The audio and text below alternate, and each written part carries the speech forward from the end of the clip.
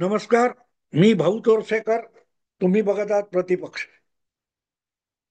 मित्रांनो, घटना दिल्लीत घडलेली आहे. दिल्लीच्या ऐतिहासिक लाल किल्ल्यापासून जवळ असलेल्या मेट्रोच्या चांदणी चौक या स्टेशन जवळ ही घटना घडली. ती का घडली, कशी घडली, त्यामागे काय कारस्थान होतं, त्याचे धागेदोरे कुठपर्यंत जाऊन पोहोचतात, या सगळ्याचा तपास चालू आहे. आणि त्याच्या यायच्या तसतशा बातम्या येत आहेत. मला त्याविषयी अधिक वेगळं काही आत्ता सांगण्याची गरज वाटत नाही. पण अशा घटना घडतात, त्यातून आपल्याला सुद्धा काही शिकायचं असतं, समजून घ्यायचं असतं, सावध व्हायचं असतं. कुठलाही घातपात होतो, त्या घातपातामध्ये जितकी आपल्या शत्रूची किंवा दुसऱ्या कुणाच्या निष्काळजीपणाची जबाबदारी असते, तितकीच आपली सुद्धा जबाबदारी असते. आपण बेसावध असतो, त्याची किंमत आपल्याला मोजावी लागत असते. भले दोषी तो असेल.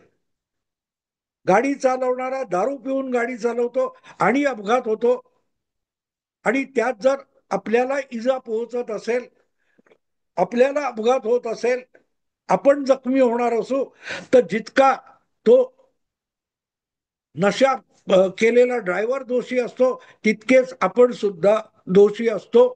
आणि त्याचं कारण तो बेताल चालवतोय हे सावध आपली नजर असेल तर आपल्याला दिसतं, आणि आपण विना विलंब अशा गाडीपासून दूर जात असतो.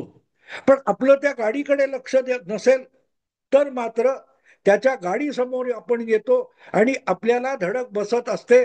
म्हणून थोडी का असेना जबाबदारी आपल्यावर सुद्धा असते. आणि म्हणून जेव्हा अशा घटना घडतात किंवा अशा घटना घडण्याची शक्यता असते, ती शक्यता आपल्याला माहिती नसते असं बिलकुल नाही. रस्ता क्रॉस करताना डावीकडे उजवीकडे बघा हे आपल्याला लहानपणापासून शिकवलेलं असतं, तरी आपण बेसावधपणे धावत असू तर आपण अपघाताला आमंत्रण देत असतो, आणि म्हणून आपण सुद्धा दोषी असतो. ज्या वेळेला असे कोणी आपल्याला इशारे देत असतात, सावध करण्याचा प्रयत्न करत असतात, त्याची टिंगलटवाडी करणं हा एका अपघाताला किंवा संकटाला दिलेलं हे एक आमंत्रण असू शकतं. मी हे का सांगतोय लक्षात घ्या. घटना दिल्लीत घडलीय, पण मी मुंबईकरांना याविषयी सावध करतो आहे. आणि मी करतोय असं समजू नका. या गोष्टीला आता जवळजवळ 2-3 महिने होत आले. वरळी डोम या मुंबईच्या मध्य मुंबईतल्या एका भव्य पटांगणामध्ये, सभागृहामध्ये, मुंबई भारतीय जनता पक्षाचा अध्यक्ष म्हणून सूत्र हाती घेताना अमित साटम या तरुण नेत्याने एक इशारा दिला होता. तेव्हा महापालिका किंवा स्थानिक संस्थांच्या निवडणुका दृष्टीपथात सुद्धा नव्हत्या.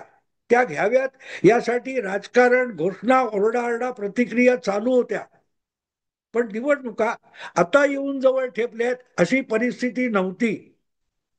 पण तेव्हा येऊ घातलेल्या, लवकरच होणाऱ्या मुंबई महापालिका निवडणुकीच्या संदर्भामध्ये नव्याने अध्यक्ष होणारा अमित साटम या तरुण भाजप नेत्याने एक वाक्य उच्चारलं होतं. ते आज किती महत्वाचं आहे ते तुम्हाला कळेल.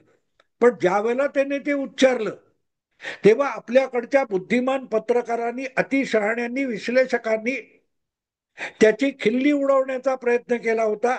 त्यावर आक्षेप घेतलेले होते की परत एकदा उद्धव ठाकरे हे जर महापालिकेमध्ये बहुमत आणू शकले तर कोणी हरुण खान मुंबईचा महापौर होऊ शकतो. हे जे वाक्य आपल्या पहिल्या जाहीर कार्यक्रमामध्ये अध्यक्ष म्हणून अमित साटम बोलले होते, त्यातलं गांभीर्य दिल्लीच्या स्फोटानंतर अधोरेखित झालेलं आहे. अधोरेखित झालेला आहे. कारण असा कोणी महापौर झाला तर तो त्यांना पाठीशी घालू शकतो आणि घातपातासाठी मुंबई ही जिहादींना मोकळी करून देऊ शकतो. ही ती शंका आहे, जो इशारा अमित साटमने दिलेला आहे. आपल्याकडे लगेच शहाणे म्हणतील की महापौराकडे असे अधिकार किती महत्वाचे असतात. महापौर मुंबईचा हे शोभेचं पद आहे वगैरे वगैरे बोलायला सगळं सोपं आहे, पण ते सन्माननीय पद आहे. आणि ज्या वेळेला महापौर पद एखाद्या चुकीच्या व्यक्तीच्या हाती जातं, त्यावेळेला त्याला कब्जात घेऊन किंवा त्याला आपला अंकित करून घातपाती गुन्हेगार सुद्धा आपल्या गुन्हेगारीला त्या नागरी वस्तीमध्ये मोकाट रान देऊ शकतात. विसरला नसाल तर मी तब्बल 35-40 वर्षापूर्वीची तुम्हाला आठवण करून देईन. मला वाटतं त्यावेळेला भिवंडी या नगर महापालिका नव्हती, नगर परिषद होती. त्या नगर परिषदेचे जे नगराध्यक्ष होते ते आपल्या गाडीतून, लक्षात ठेवा, भिवंडी नगरपालिका अध्यक्ष हे आपला नगरपालिकेचा बोर्ड लावलेल्या गाडीतून 2 मारेकरी शार्प शूटर घेऊन भायखळ्याच्या जे हॉस्पिटलमध्ये आले होते. आणि त्या मारेकऱ्यांनी एका विशिष्ट वॉर्डमध्ये पोलीस संरक्षणाखाली ज्या एका आरोपीला उपचार करण्यासाठी ठेवलेलं होतं तिथपर्यंत गेले आणि त्यांनी गोळ्यांचा अक्षरशः भडीमार करून भर इस्पितळामध्ये एक गँगवॉरची घटना घडवून आणली होती. पण त्यांना जे इस्पितळापर्यंत सुरक्षित आणण्याचं कवच जे होतं, सुरक्षा कवच होतं, ते भिवंडीचा नगराध्यक्ष होता. मला त्याचं नाव आत्ता आठवत नाहीये. लक्षात ठेवा, आता ही गाडी कुठून आली, दिल्लीत ज्या गाडीचा स्फोट झाला ती गाडी कोणाची होती शोध चाललाय. 8-9 वेळा ती गाडी परत परत विकली गेलेली आहे, खरेदी केली गेलेली आहे. पण ज्याच्यावर संशय येणार नाही अशाच गाड्यांचा, वाहनांचा आणि साधनांचा, जागांचा वापर अतिरेकी आणि गुन्हेगार करत असतात. मुद्दा असा असतो की अशा स्वरूपाचा कोणी महापौर मुंबईत झाला तर तो किती उत्पात घडवू शकेल याची नुसती कल्पना करा. असंच अमित साटमला त्या भाषणातून सांगायचं होतं, ज्या भाषणाची आपल्याकडच्या सेक्युलर पत्रकारांनी, संपादकांनी, विश्लेषकांनी टिंगल केली.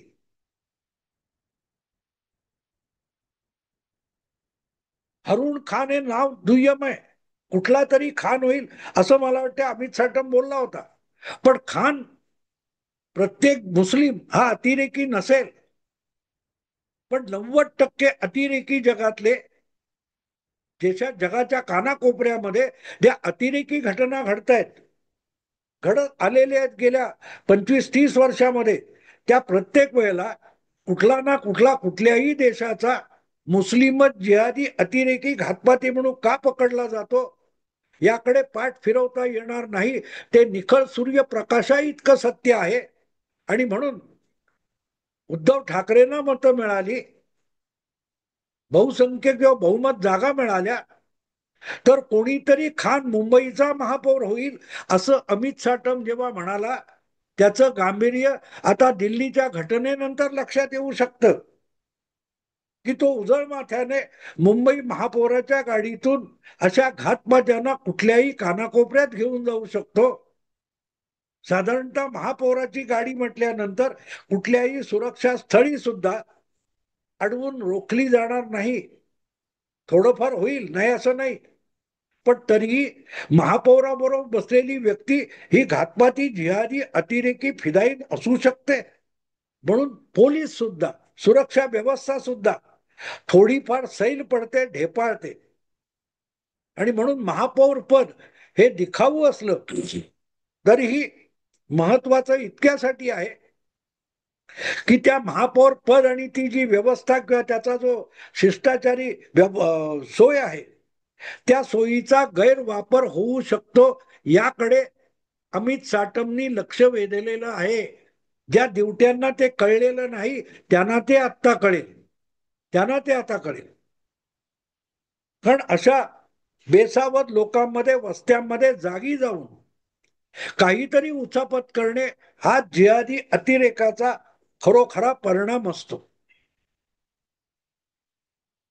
आता ही गोष्ट एकदा लक्षात घेतली की ती बुद्धिमंतांच्या लक्षात येत नाही, आणि सेक्युलर असलं तर त्याच्या बिलकुल लक्षात येत नाही. त्याचा गळा कापला जाईपर्यंत सेक्युलर विचारवंताला अतिरेक, दहशतवाद, नक्षलवाद म्हणजे काय ते कळत नाही. तेव्हा त्यांच्यासाठी मी बोलतच नाहीये. मी सामान्य नागरिकासाठी बोलतोय, ज्याला फारशी अक्कल नाही असं पत्रकार समजतात. त्या सामान्य नागरिकाला असे धोके लवकर ओळखता येतात. आणि म्हणूनच दिल्लीतली जी घातपाती घटना घडलेली आहे त्याचा सगळ्यात मोठा प्रभाव मुंबईच्या महापालिका निवडणुकीवर पडू शकतो. कारण उद्धव ठाकरे मुख्यमंत्री असताना एक दोन कार्यक्रमामध्ये मोठे छाती ठोक बोलले होते की 92-93च्या दंगलीमध्ये मुंबईला कोणी वाचवलं, मुंबईकराला कोणी वाचवलं, म्हणजे शिवसेनेने वाचवलं. हे उद्धव ठाकरेंना सांगायचं होतं ज्यावेळेला त्यांची शिवसेना अखंड होती. एकनाथ शिंदे वगैरे त्यांच्या बरोबर होते, आणि आम्ही सुद्धा हिंदुत्ववादी आहोत, आम्हीच हिंदुत्ववादी आहोत, भाजप हिंदुत्ववादी नाही, हे सांगताना उद्धव ठाकरे यांच्या घशाला कोरड पडत होती. तेव्हा ते सांगत होते की मुंबई आम्ही वाचवली 92-93च्या दंगलीमध्ये, सांगत होते ना. आज ते उद्धव ठाकरे मुंबईत दंगल पेटली, जिहादी दहशतवाद्यांनी दंगल पेटवली, तर कोणाच्या बाजूने उभे राहतील याचा आधी विचार करा. अमित साटमला त्या जून महिन्यामध्ये, आपला जुलै महिन्यामध्ये आपल्या पदाचा भार सांभाळताना जो इशारा द्यायचा होता त्यातला आशय समजून घ्या. अमित साटम उद्धव ठाकरे अतिरेक करतील असं सांगत नाहीये. तो सांगतो जेव्हा की कोणीतरी खान मुंबईचा महापौर होईल, म्हणजे मुंबई महापौरासाठी ज्या सुविधा आहेत त्या सुविधा कुणातरी दहशतवाद्यासाठी उपलब्ध होऊ शकतील. कळते मित्रांनो तुम्हाला काय ते? आणि ह्यात काही नवीन अशातला भाग नाही. कधी काळी शरद पवारांनी दाऊद गँगच्या 2 शार्प शूटरना संरक्षण खात्याच्या विमानातून उत्तर प्रदेश पासून मुंबईत विमानाने आणलेलं आहे. कसा वापर होतो माहितीये तुम्हाला? योगायोगाने हे जे मी भिवंडीचे नगराध्यक्ष सांगितले ते सुद्धा शरद पवारांच्या काँग्रेसमधले होते, कारण शरद पवार तेव्हा काँग्रेसमध्ये होते. असो, सांगण्याचा हेतू अमित साटमनी ते वाक्य जे उच्चारलेलं होतं त्याचा अर्थ आपण समजून घेतला पाहिजे. आणि मला वाटतं की मुंबईच्या सामान्य नागरिकाला तो अर्थ कळला असेल. 10 वर्ष नरेंद्र मोदी आल्यानंतर हळूहळू करत अशा घातपाती घटना मुंबईतून, महाराष्ट्रातून आणि भारतातून मोठ्या प्रमाणावर हद्दपार झाल्या होत्या. नाहीतर आधीची 10 वर्ष कधीही कुठेही बॉम्बस्फोट होत होते. अगदी मुंबईपर्यंत समुद्र मार्गे येणारे पाकिस्तानी दहशतवादी किडा मुंगीसारखी माणसं मारत होते, पण त्याचा बंदोबस्त करण्याची हिंमत त्या सेक्युलर सरकारमध्ये नव्हती, ज्याचे पंतप्रधान मनमोहन सिंग होते. अमेरिकेच्या परराष्ट्र मंत्री कोंडोलिसा राईस यांनी नुसते डोळे वटारले तर पाकिस्तानला धडा शिकवण्याची भाषा सुद्धा आपला पंतप्रधान त्या काळातला बोलला नव्हता. ती सगळी परिस्थिती नरेंद्र मोदींनी सत्ता हाती घेतल्यापासून गेल्या 10 वर्षात बदललेली आहे. त्या सत्तेमागचं प्रचंड बहुमत होतं, ते गेल्या निवडणुकीत घटलं. आणि काय काय व्हायला लागलंय बघा मित्रांनो. पहलगाम पर्यंत पाकिस्तानातून अतिरेकी येऊन धर्म विचारून गोळ्या घालतायत. लाल किल्ल्यापर्यंत येऊन बॉम्बस्फोट केले जात आहेत. मोदींच्या पाठीशी बहुमत नाही, मोदी सरकार कधी कोसळून पडेल हा जो प्रचार, सेक्युलर प्रचार चालतो, त्यामुळे ही हिंमत परत वाढायला लागलेली आहे. आणि ती हिंमत वाढली तर मुंबईत असो, चेन्नईला असो किंवा कलकत्ता आणि आणखीन कुठेही असो, कुठपर्यंतही जिहादी पोहोचू शकतील. हे कोलकात्यामध्ये हकीम नावाचा जो तृणमूल काँग्रेसचा महापौर आहे त्याने करून सुद्धा दाखवलेला आहे. पोलिसांची हिंमत नाहीये त्या तृणमूलच्या मुस्लिम महापौराला पकडण्याची हिंमत नाहीये. आणि ममता रोखू शकत नाही, कारण ममता दिदी ही मुस्लिम वोट बँकेची लाचार आहे. आजकाल उद्धव ठाकरे त्याच मोल्डमध्ये गेलेले आहेत, त्याच मोडवर गेलेले आहेत. दिल्लीतल्या घटनेनंतर उद्धव ठाकरे यांची नेमकी प्रतिक्रिया काय आहे? रोज उठून मोदी आणि शहा यांना टोमणे मारणारे उद्धव ठाकरे किंवा त्यांच्या पक्षाचे जे कोणी नेते असतील, त्यांनी दिल्लीतल्या घटनेनंतर कुठली संतप्त प्रतिक्रिया दिली आहे ती जरा तपासून बघा. मग तुम्हाला अमित साटमच्या त्या वाक्यातलं गांभीर्य आणि संकट लक्षात येऊ शकेल. आणि मला सांगण्याची गरज नाही, माझा या देशातल्या सामान्य जनतेवर, ज्याच्याकडे अशिक्षित अडाणी म्हणून बुद्धिजीवी नाक मुरडतात, त्या अडाण्यांवर माझा विश्वास आहे. त्या सामान्य अडाणी मतदारानेच 10 वर्षाच्या सेक्युलर सरकारमधून भारताची मुक्तता करून नरेंद्र मोदींच्या हाती देशाची सत्तासूत्र सुपूर्द केली. म्हणून गेल्या 10 वर्षात या अतिरेकी जिहाद आणि हिंसाचाराचा बंदोबस्त होऊ शकला. काश्मीरमधून 370 कलम गेलं. तिकडे हुरियतच्या नावाने चाललेला तमाशा आणि भारतीय सेनेला पोरो टोरो सुद्धा दगड मारत होती, ते सगळं चित्र बदलून गेलेलं आहे.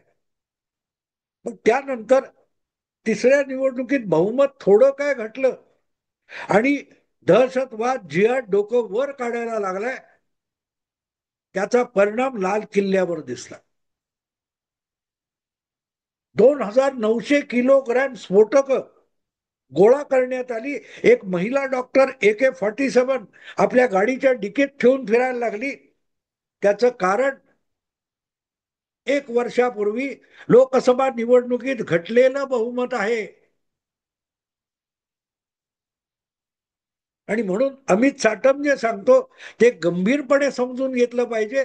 आपल्याकडचे बुद्धिजीवी इतके निर्बुद्ध झालेत की इतक्या संवेदनशील गोष्टी त्यांना समजेनाशा झाल्यात, तर त्यांच्याकडून माझी तरी काडी मात्र अपेक्षा नाही. पण मला खात्री आहे की मुंबईकर मतदार हा ठाकरे ब्रँड, मराठी अस्मिता वगैरे वगैरे मध्ये वाहून गेला तर तो कुठल्या संकटाला आमंत्रण देईल हे अमित साटम तुम्हाला सांगू पाहतोय. काहिजे का तुम्हाला? विचार करा. ठाकरे ब्रँड, ठाकरे बंधू एकत्र आले, मराठी अस्मिता या नावाखाली आपण कोणीतरी असा जिहादींना मदत करू शकणारा असा महापौर मुंबईत आणायचा का? ही निवड तुम्हाला करायची. तुम्हाला निवड एका पक्षाचं बहुमत, एका पक्षाची सत्ता, एका पक्षाचा महापौर यासाठी करायची नाहीये. शिवसेनेचा महापौर, उबाठाचा महापौर, मनसेचा महापौर, भाजपचा महापौर हा विषयच नाहीये.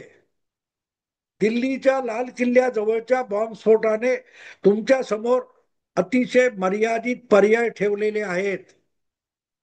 तुम्हाला अतिरेक्यांच्या सत्या खुर्चीसाठी अतिरेक्यांना चुचकारणारा महापौर पाहिजे का? अतिरेक्यांना मदत करणारा, जिहादींना मदत करणारा महापौर हवाय का? की त्यांची नांगी ठेचणारा पक्ष महापालिकेत, राज्यात आणि केंद्रात सत्तेवर पाहिजे, याची तुम्हाला निवड करायची. म्हणून हे समजून येण्यासारखं आहे. वरकरणी अशी वाक्य, अमित साटम जे वाक्य, मी ते एक वाक्य तुम्हाला परत परत समजावतोय. हे वाक्य तेव्हा तुम्हाला अर्थहीन वाटलं असेल. हिंदू मुस्लिम यांच्यामध्ये मतांचं विभाजन करून आपली पोळी भाजून घ्यावी अशी वर्णनं सगळ्या सेक्युलर संपादकांनी केली अमित साटमवर टीका करताना. पण अमित साटम हा मुंबईच्या सामान्य नागरिकाला संभाव्य धोका दाखवत होता. तो आपण समजून घ्याल ही अपेक्षा आहे. आणि मला तर वाटतं की भले उद्धव ठाकरे प्रतिक्रिया देणार नसतील, उबाठा शिवसेना दिल्लीच्या घटनेनंतर मूग गिळून गप्प बसली असेल, पण मराठी माणूस, मुंबईकर याविषयी भयंकर सावध असतो.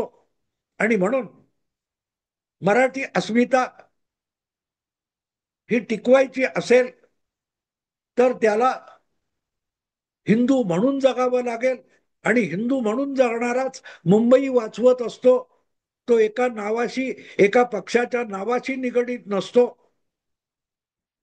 हे उद्धव ठाकरेंना मतदानातून दाखवावं लागेल. आणि म्हणून मला असं वाटतं की ज्या पत्रकारांनी मेहनत घेतली त्या सगळ्यांना या गोष्टीने धडा शिकवलेला आहे. पण मुद्दा इतकाच की अमित साटमने हा इशारा खूप आधी आपल्याला दिला होता. आपण त्याचा गंभीरपणे विचार केला होता का, हा प्रश्न प्रत्येकाने आपल्या मनाला विचारावा आणि त्याचं उत्तर आरशासमोर उभं राहून स्वतःलाच द्यावं. कारण संकट आपण आमंत्रित करणार असू तर आपल्याला ब्रह्मदेव सुद्धा, ईश्वर सुद्धा वाचवू शकत नाही. एवढी गोष्ट लक्षात घ्या. मग तुम्हाला कळेल अमित साटम 3-4 महिन्यापूर्वी बोलला त्या वाक्यातला गंभीर आशय किती होता. मित्रांनो, थांबतो. आवडलं तर लाईक करा, शेअर करा आणि प्रतिपक्षाला सबस्क्राईब करा. नमस्कार.